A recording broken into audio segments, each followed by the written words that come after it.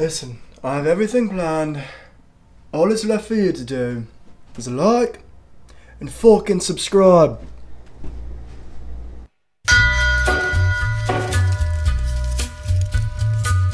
Hey, this is the Jay Shrey Way. Thanks for coming back to the channel. If you haven't been following my videos, I'm a huge Peaky Blinders fan, but this is the first time I'm really going to talk about it. The Series 6 just happened. The ending of the show, the last episode, Episode 6, just premiered Sunday. I've been sitting with it for the past few days. The whole transition, I didn't do any weekly reactions to the episodes just because it's just something I wanted to just kind of deal with and like let it sink in and just feel it. And it also was going against my expectations. This show, just to start you out, I've always loved Cillian Murphy. I think he is one of the greats of our time for sure. The guy's never phones it in. He puts in amazing work. He's dedicated. He doesn't do it for the celebrity side of it. He just treats it as art. And I was always a fan of him. And I have a friend that I used to work with that knew that I liked him and told me like, oh, he's the main guy of the show, Peaky Blinders. And I was like, whatever. I don't like getting into TV. I don't like them because they usually drag on too long and ruin their reputation or legacy. But I'd heard a little bit about it. I eventually started it one summer, and that was up to season 4 back then. And I've watched that whole series in one summer like 3 times. I was legitimately, it was religious to me. I was obsessed. Got the haircuts, the hats, all that. And my love, it's crazy because I got to actually watch season 5 as it premiered, and then this new one, I was just following along every week, and it's just been amazing feeling this journey, especially the journey of Tommy Shelby. Wow, this is one of the icons of pulp culture, especially in London, outside of the U.S. I mean, I know a few people that really like the show around here. We're going to be getting it on Netflix in June, sometime in June. It's one of the first days of the month, and I'm definitely going to rewatch it as soon as it comes out, watch it in 4K quality. But wow, I didn't know what to think. I was very worried. Not very worried, but I was slightly worried, I guess I should say. I have confidence in these filmmakers. They treat it as an art form. They don't do it for the money. They just, every season, they just hammer out good quality entertainment, and they make them lengthy. They're 55-minute episodes, and sure, they're linear. They go in a path, but you could turn on almost any episode, and it's like watching a mini movie. I mean, it's spectacular stuff. And especially this last episode, it was legitimately an hour and 20 minutes, and I'm so grateful. I mean, hats off. I got the hat right there. Hats off to the crew. Steve Knight, I think, directs these episodes or writes the show. Wow. I mean, they did it was just everything I wanted. It was a dream come true. I even got a tattoo this weekend, the day before, because it was coming to a close, and I'd always wanted a Thomas Shelby quote. And yeah, I'm glad that episode stuck the landing, and I don't look like an idiot now with this tat, because it was just it was something just riveting, beyond imagination. This season, I will tell you a little bit. I'm just going to kind of talk quickly about my thoughts. I'm not going to break down every episode. I will say episode 3 was an incredible journey of just chaos, especially you're following Tommy a lot this season. Almost every episode is very Tommy-centric. He's in almost every scene or room, even if another character's there. There's a few other scenes outside of him, but it's very hammered into his mind. And as you know, the theme of the show has been Tommy's just power hunger and his antics, the way he's came up, and also just like he's his own worst enemy. And he says that I think in this season at one point that he's the only person that can take him down, and he is going to end up killing himself one day. And it's very dark themes. There's a lot of spiritual elements in this season. You kind of got that in some of the other ones, and this one really has some almost supernatural horror elements. That's why I liked episode 3. There's some eerie stuff going on with children, and I'm not going to tell you who, but yeah, it was very horrified, and it doesn't help that it's a very dark, moody show. It's no sunshine, really, never has been. But the whole time I was just like captivated in that episode, and then also the finale, just pretty much biting my nails, sitting there like, what's going to happen next? And there are a few moments that drag through this season. I didn't do weekly videos because some of the episodes I was just like, yeah, it wasn't filler. You get good performances out of everybody, but it just wasn't anything that rocked my world. But I will say the way they ended it, that's why I'm doing this video. I mean, I like shedding light on a great show, but the way they ended it was fantastic, and I really hope if whoever's watching, but especially everybody around here in America, to watch it on Netflix, catch up while you can and get ready for June, because it's just like, you don't get this often, the way they really treated this stuff.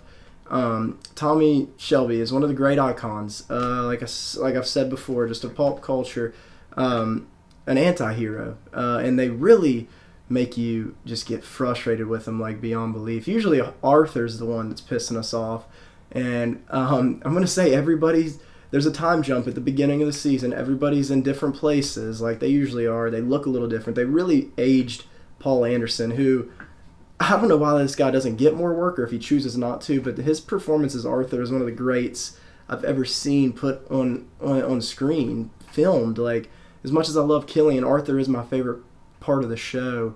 That guy is just compelling and commands your attention, and you never know what he's going to do next. Similar to Heath Ledger's Joker, you just don't know what this guy's thinking or what he's going to do, and he's just just flourishes so many different emotions and rage. And this season they put prosthetics on and made him look hideous, and he's definitely older. This is the oldest you've seen him, and yeah, he's great in it, and he still feels like the same person. I mean, they're not going to mess that up. Everybody feels like who they were. I will say some of the short ends were Finn. Finn definitely has a part, but he is, by the end you just realize, wow, this character was kind of inconsequential, because he's always short-ended in a lot of the seasons. They act like they're going to focus on him sometimes, and then you don't see him for a few episodes. He's the youngest Shelby brother, and yeah, he still didn't really get a whole lot to do, but he's in there, and he has some important scenes for the most part. Isaiah has a little bit more to do, his buddy. I like that kid a lot, even though in the Book of Boba Fett, he was the guy that went viral for doing the little spin shot, the pointless spin. I think that was the same actor, but he should never beat himself up, because the work he's done in Peaky Blinders is something that, for his age, is fucking impeccable. I mean, he's amazing in it. Ada has a few good scenes, few great scenes, actually. There was a scene with her in a room with the enemies, and it was fucking captivating, and it just reminded you why she's that bitch. She killed it, and yeah, I've always loved that character, Ada.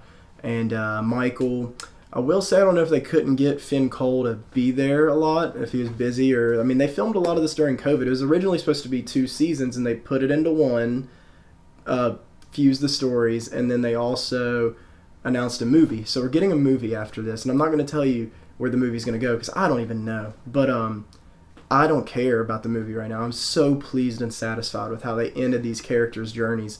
And but I will say Michael is only periodically seasoned through the season, like seasoning. He's not in it a lot, but when he's in there, he's great. I mean, if you've watched since the beginning, he was a really young guy when he started this, and he's an older guy now. He's in Animal Kingdom and other shows and movies, and I mean, he's just turned into an amazing actor. A lot of these kids have that we've been watching.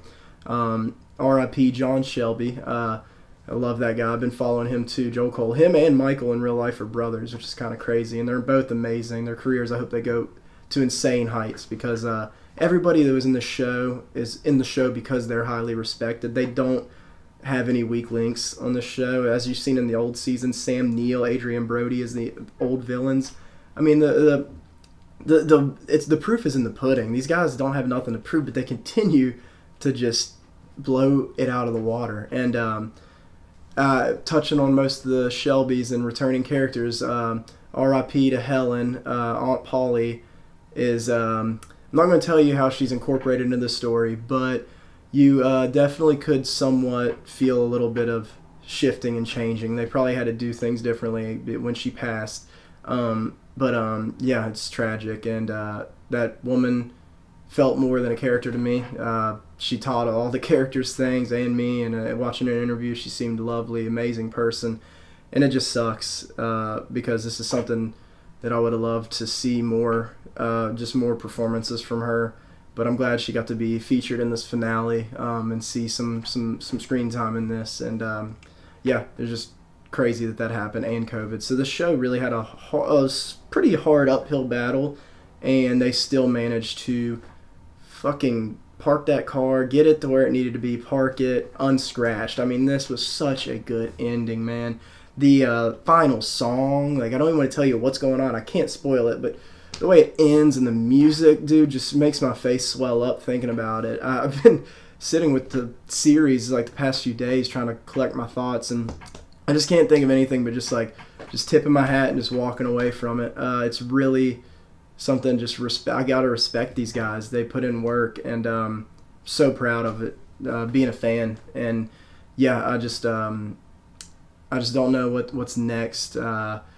I know Cillian Murphy's doing Oppenheimer with Nolan, which seems to have casted every white actor in existence. They just casted Christian Bale the other day. I mean, this movie has an insane amount of stars, and I'm excited for that. But I just wonder, if you're a Cillian fan or anything like that, if you're going to see Oppenheimer, see this, because it's just as damn good as what Nolan puts out. This show has such a cinematic kiss to it. The cinematography in this one's amazing, as you would guess. You get a few returning characters that you're not expecting from old seasons. I will say that. If you saw season 5, this is also on the Instagram marketing, so I'm not spoiling much, but Tom Hardy's back, and they use him greatly, and every scene with him and Cillian, as usual, is just peak cinema. I mean, they're like two of the best working today, and they prove it, and I'm so glad we're getting more moments between those two. They've done a lot of collaborations, and Tom Hardy brings it as always, gets so into Alfie Solomons. I'll miss seeing that character too. Glad we got a little bit more of him in this season. And then the biggest standout for me is this new character named Duke. I'm not going to say anything though, because I don't want to tell you what he is or who he is, but this kid, I hope we get more of this actor, or maybe he'll be in the movie. But yeah, this guy was awesome when he shows up. Wow, I loved him. He's intense, and he just belonged there. And then also, what's his name? Jack Nelson. I don't know the actors' names for a lot of these new cast members, but Jack Nelson was menacing as hell and just got under my skin. He's this New York gangster, and he comes in and you're like, who the hell is this guy? What's he going to do to prove himself? And he does. He definitely proves himself. He pissed me off. And then Sam Claflin is fucking Oswald Mosley. He's not as just sickening as he was in the 5th season. The first time you saw him was last season, but God, he's just so easy to fucking hate, dude. You just look at his face, and he's so smug. And it got to the point in this season where I wanted more, though. I was like, come on, get him back on screen, because he's so entertaining. And it's just something, if he was Finnick in the Hunger Games, you would never put that together if you don't follow the guy. He's completely different, and that's what a good actor should be. He's a chameleon. But yeah, everything was great. This season was proper send-off. It felt like a funeral just for the whole show, and it's really sad. It's a very dreary season. You really got to prep yourself. It'll put you in moods, but yeah, I'm just proud to support this show, and I'm gonna miss it deeply, and appreciate you for listening to me just ramble about it for so long. But it is one of the greats put on to television and just ever into media. And the fact that it's on Netflix is a luxury, in my opinion. But like I said, you got to wait a few more weeks for this to be on Netflix in America. But yeah, hats off to the crew. Peaky Blinders, Series 6. Wow, that final episode, man. I just can't get over it. It hits all the notes you want from the entire series. It felt like the series culminated into a movie before the actual movie comes out. You get the action, you get the badassery in there. This one they really gave you all the flavors of every element of the show in this finale, and I could not get over it, and I still can't, and that's why I just had to make this video. That finale is one of the greatest finales that you could ask for as a fan. But if you're just into TV, you don't get stuff like this often. That finale, man, that ending. I'm just thinking about it. I'm still processing it. But, yeah, 10 out of 10 show every season. I would say season 4 is still my favorite. season 4, then 3, and then probably this one, and then 2, and then 5, and then probably 1. I don't know. I'd have to rewatch 1 and 2. I don't watch those ones a whole lot, the first few, but I love 4. Adrian Brody. Wow, he doesn't pop up a lot, but he was so good as Luca Changretta. But yeah, thanks for tuning in. By order of the Peaky Blinders, subscribe to my channel.